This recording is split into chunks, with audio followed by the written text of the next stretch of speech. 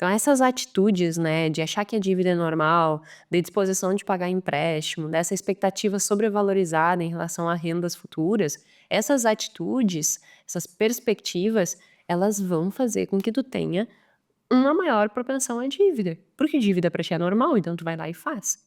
E aí isso acaba te colocando em risco. O que que Quais são as atitudes que te protegeriam? Cautela e ter um certo nível de realmente, assim, de tu olhar para essas dívidas com um olhar negativo, assim, sabe, tipo: "Não, isso aí não é legal.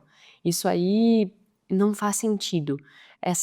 Esse gasto vai me levar para um lugar negativo, e eu não quero". Então esse olhar cauteloso e crítico à dívida é uma atitude bem positiva para te proteger da dívida. Não conforte-se em ter dívida, né, falando de outra forma não se conforme em ter dívidas. "Ai, que gostosinho ter dívidas", não se conforme com ter dívidas. As dívidas corroem a tua capacidade de construir uma qualidade de vida. Como eu disse no início, a maior parte das dívidas são dívidas de consumo. E as pessoas fazem essas dívidas buscando ter uma melhor qualidade de vida. Quando, na verdade, o que está acontecendo eu vou dar números redondos, só para facilitar, mas digamos que a tua dívida seja de R$ 100.000, tu vai pagar 200 por causa das taxas de juros. O que está acontecendo aqui? 100.000 que tu poderia desfrutar para ti, para tua vida, tu tá dando pro banco. Simplesmente tu tá dando pro banco. Por quê? Porque tu antecipou um prazer que tu ainda não tinha condições de pagar.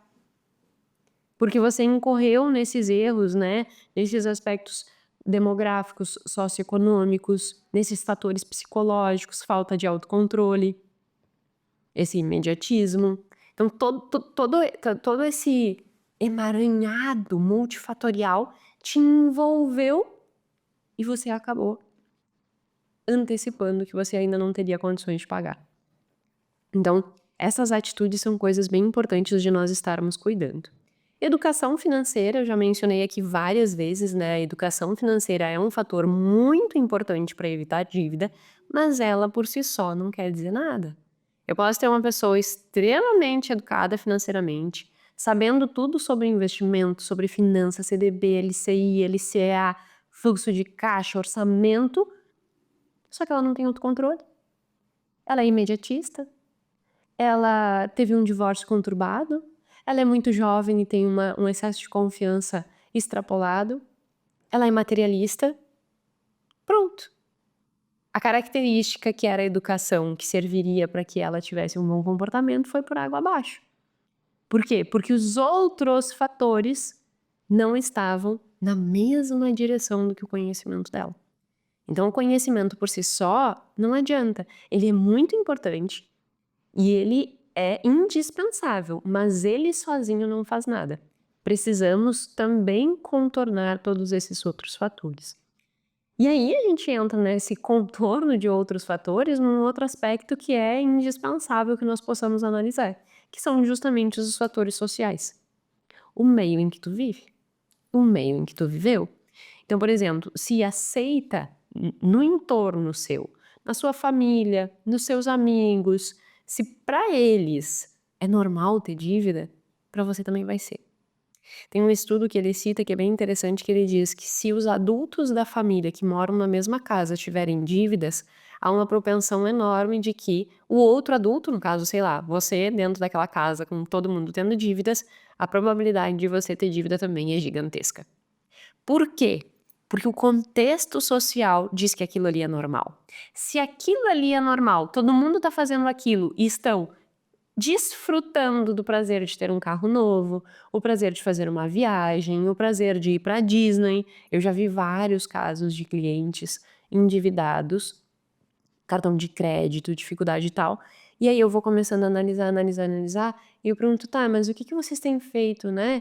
Tu pegou um monte de empréstimo, pra onde foi esse dinheiro?" A pessoa, a primeira coisa que ela diz assim: "Ai, nem sei. No fim esse dinheiro se foi, eu nem percebi." Tá, daí eu começo a fuçar, né, fuçar, daqui a pouco ela começa: "Ai, o ano passado a gente foi pra Disney." Digo: "Ah, vocês foram pra Disney, que legal. Tem ideia de quanto vocês gastaram?". "Ah, eu não tenho ideia de quanto a gente gastou, vamos dar uma analisadinha aqui quanto foi?". Aí soma R$ 50.000. Pronto. O que está acontecendo ali?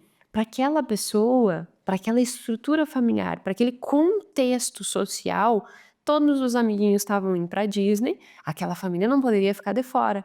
Então ela foi também, sem se dar conta que aquilo ali era mais um passo na direção do caos financeiro. Por quê? Porque eu fui sem ter nada pago, gastei um monte no cartão de crédito, pensando depois quando eu voltar eu penso como eu pago, e aí virou uma grande bola de neve. E essas construções sociais de, por exemplo, estuda num colégio em que todos os colegas foram pra Disney, só o meu filho não foi. Aí o filho chega em casa e diz: "Ai, papai, mamãe, meus coleguinhas todos foram pra Disney, eu também quero, parará, parará, parará". Se aquele pai e aquela mãe já têm uma atitude favorável à dívida, que é o que eu já mencionei antes, eles já têm uma questão do tipo: "Nossa, nós quando criança não pudemos, não tivemos isso, e a gente quer proporcionar isso para os nossos filhos". Essas pessoas, elas vão sobrevalorizar essa emoção toda e vão desconsiderar a dor da dívida nesse momento. E aí elas vão lá e se endividam. Então, olha a construção do que vai levando à dívida. E aí, quando volta, a vida vira um caos, porque daqui a pouco tem situações que, numa cliente que eu já atendi há muito tempo atrás, né?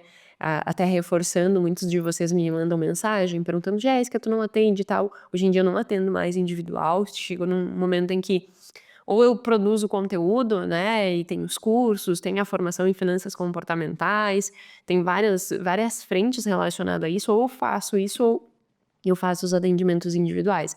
Então os atendimentos individuais, eles realmente ficaram inviáveis na minha agenda, mas já estamos construindo, né, da formação. Eu quero que a gente possa montar um grupo de educadores, consultores e mentores financeiros para que eu possa indicar. Então, abril a gente já deve ter um encaminhamento, maio talvez a gente já comece a ter esse direcionamento e eu ter que indicar, por enquanto eu não tenho e eu não faço. Mas, quando eu fazia, né, teve uma situação exatamente como essa, assim, a pessoa entrou em contato comigo tendo ido pra Disney, com uma construção familiar e uma dificuldade muito grande, com um custo de vida altíssimo, e aí a ação que teria que ser tomada ali era drástica, como tirar os filhos de um colégio. Então olha só como que um comportamento, né, que na realidade não é mas um somatório de comportamentos inadequados depois geram consequências que são absurdas, pelo menos pra mim, as minhas crenças aqui elas puxam, né, porque pra mim é inadmissível uma pessoa ir pra Disney e ela não investir em educação. Não, educação é sempre em primeiro lugar. Mas como eu disse, isso é um mega viés meu, por quê? Porque eu sou o que eu sou por estudar. Simples assim. E eu sou assim porque eu tive muito incentivo dos meus pais pra isso. "Ah, Jéssica, mas eu não tive incentivo do meu pai, então tá pelo meu". Estude que isso vai mudar a tua vida. Invista que os teus filhos estudem. Jamais, gaste dinheiro com bobagem e não invista em educação. Só que em contextos sociais acaba isso acontecendo, né. Outra coisa nos ambientes sociais é a questão de comparação social, então o ambiente que tu está, às vezes tu quer demonstrar ter o que tu não tem, e isso faz com que tu acabe se endividando. A socialização, se os seus pais já gastavam, então, isso é bem importante de parar e refletir, né, em que ambiente eu fui criado. E a partir desse ambiente, que atitudes eu criei, para que eu ache a dívida boa ou ruim. Porque isso vai determinar se você vai ou não construir essa dívida. E essas estruturas familiares, elas vão induzindo nossas atitudes, não tem como ser diferente, né, porque é onde tu foi criado, é onde tu, se construiu quem tu és. Então analisar da onde veio, para avaliar que tipo de atitude foram constituídas, isso é muito relevante para a gente entender a nossa predisposição a adquirir ou não dívidas. Outros fatores que são menos psicológicos e ambientais, mas que também determinam uma maior ou menor probabilidade à dívida. Empréstimos, né? Então, o tipo de empréstimo, por exemplo, sabe aqueles empréstimos que pega imediato, assim, tipo, esses novos aplicativos que tem de bancos digitais que tu pega e consegue em 2 toques conseguir a dívida? Então, isso aí, quem faz esse tipo de empréstimo tem um risco enorme de sobreendividamento e inadimplência. Maior número de cartão de crédito, isso também já não é mais dúvida, né? E a relação entre renda e dívida. Qual é a tua relação renda e dívida? Que eu falei no início que também é bem determinante. Outros aspectos, choques inesperados, então queda de renda, desemprego, aumento de despesa, divórcio, transição de carreira. Essas questões todas podem levar ao sobreendividamento. Relacionamento com o credor, isso é uma questão que nós temos que estar sempre atentos. Os bancos, eles estão sempre prontos para nos dar uma bela de uma fisgada. Eles vão fazer toda uma história para te envolver e criar toda uma narrativa. E quando vê, tu caiu naquela narrativa. Ai, mas é que o banco não sei o quê. Então, assim, o banco, ele estuda para envolver e mostrar que dívida é o caminho. Por quê? Porque é essa a forma que eles ganham dinheiro. Ai, mas o banco tá errado. Não, é nós que temos que adquirir discernimento suficiente para saber o que serve ou não para nossa vida. Por quê? Porque esse contexto ele vai existir. Esse contexto de estímulos ele vai existir. Nós temos que aprender a nos proteger dele. Então, esses fatores relacionados ao credor também influenciam, assim como fatores macroambientais, né? Uma crise, a crise dos Estados Unidos de 2008, Covid, são coisas que estão completamente fora do nosso controle. E para que a gente possa evitar que coisas fora do nosso controle acabem gerando sobreendividamento, o que a gente precisa fazer? Não criar dívida e criar reserva de emergência. Se nós tivermos isso, mesmo que aconteçam coisas horríveis no mundo, ainda assim nós estamos protegidos. Então, meu incentivo aqui é que tu nutra isso. E por que eu trago todos esses aspectos, né? E eu falei aqui dos 9 aspectos, e te incentivo a ter cada vez mais cuidado com isso. Porque dívida, olha as consequências da dívida, né? Aqui ele traz também no estudo todas as consequências da dívida. Do ponto de vista de saúde física e mental, eu tenho maior ansiedade, principalmente a ansiedade amplia com a dívida do uso do cartão de crédito e inadimplência, o que é óbvio, né? A pessoa, ela começa a comprar no cartão de crédito. Daqui a pouco ela não consegue pagar o cartão de crédito. Aí ela fica no cheque especial. Aí ela olha o cheque especial e pensa, paga o cartão de crédito ou paga o cheque especial? Aí isso já gera uma ansiedade, porque a pessoa já sabe que ali tem uma taxa de juros muito alta. Aí ela vai lá e diz assim, ok, tá, vou, sei lá, pagar o cartão de crédito porque a taxa de juros do cartão é mais cara.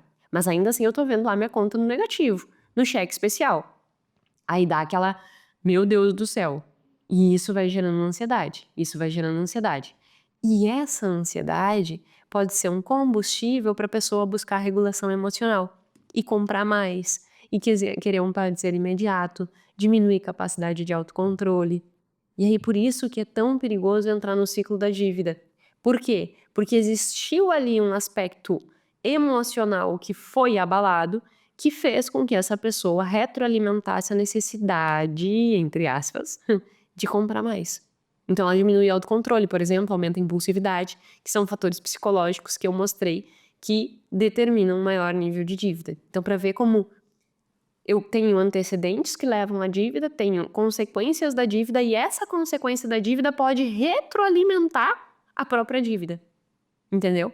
E isso vira uma bola que não para nunca mais. Então, a ansiedade é um aspecto bem relevante, estresse, depressão, raiva, suicídio. E suicídio tem muitos estudos mostrando que isso pode chegar a 3%, né? Um aumento de número de suicídios em torno de 3% entre as pessoas endividadas, o que é bem representativo. Por que às vezes eu digo números que parecem insignificantes, mas que na verdade são representativos? Porque pensa só, suicídio também é um aspecto multifatorial.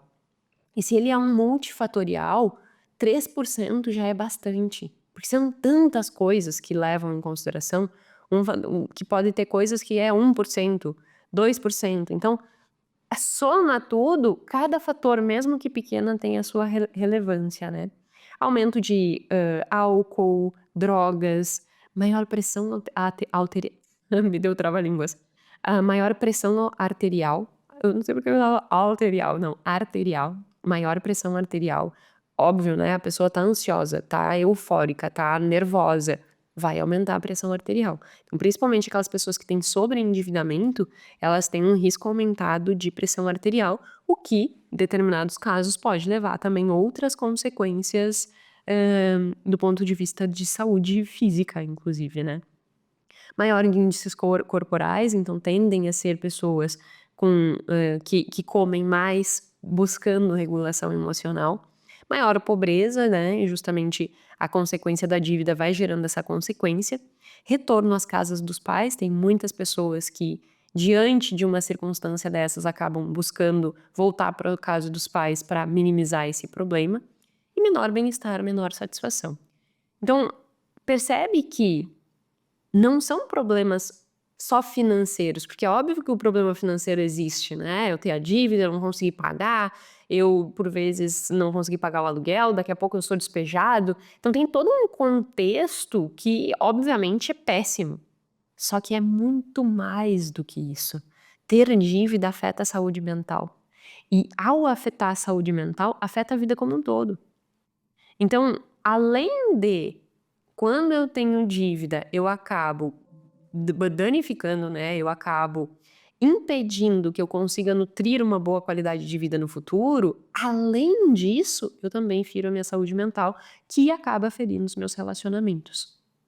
Portanto, nós olharmos para a dívida não simplesmente como um problema numérico, mas como um problema de saúde mental, pode ser um primeiro passo para que a gente olhe e diga assim: "Eu não quero mais isso para mim".